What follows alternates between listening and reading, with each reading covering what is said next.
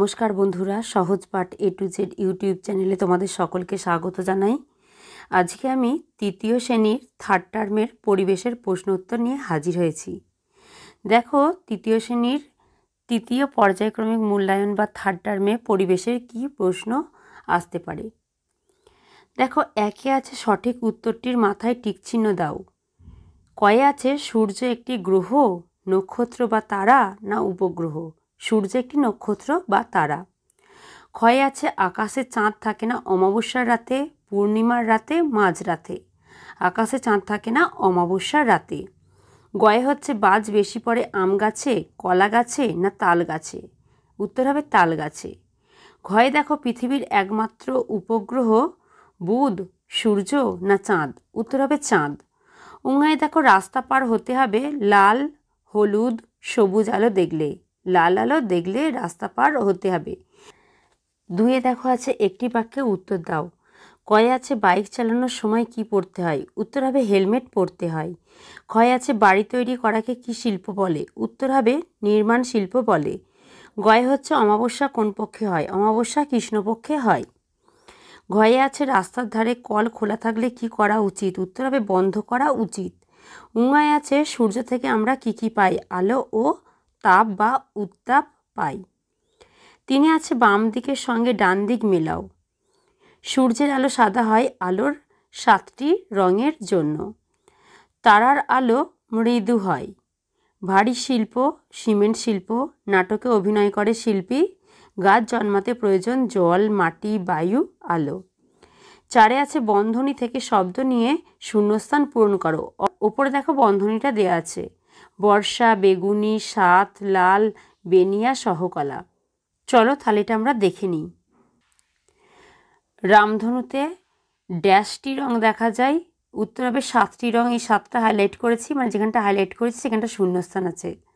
সবচেয়ে উপরের রং হলো ড্যাশ। উত্তর হবে বেগুনি। এবং সবচেয়ে নিচের রং হলো ড্যাশ। উত্তর হবে লাল।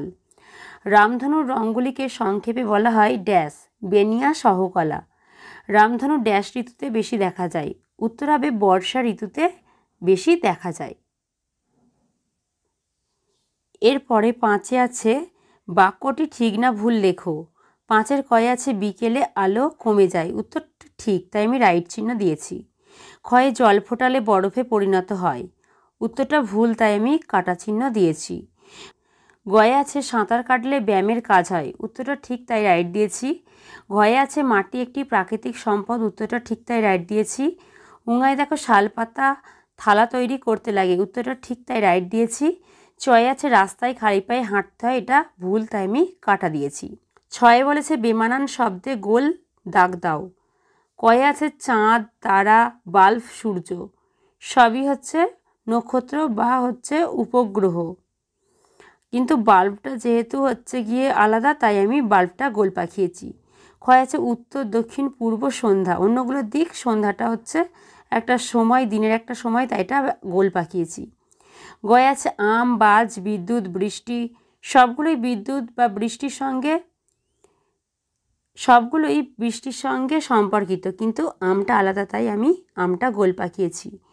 ঘয়ে আছে বাসক, কালমেঘ, ডাব, তুলসী। সবগুলো হচ্ছে ভেষজ উদ্ভিদ, ডাবটা আলাদা, তাই ডাবটা গোল পাকিয়েছি। উঙায় আছে রাস্তা, সিগন্যাল, ফুটপাত, ফুল। সব হচ্ছে রাস্তার সঙ্গে সম্পর্কিত, ফুলটা আলাদা, তাই ফুলটা গোল পাকিয়েছি। 7-এ বলেছে রামধনুর রঙগুলির নাম লেখো। বে, নি, আ, স, হো, কলা। এর পুরো নাম লিখতে বলেছে। চলো তাহলে এটা দেখে নিই কী হবে।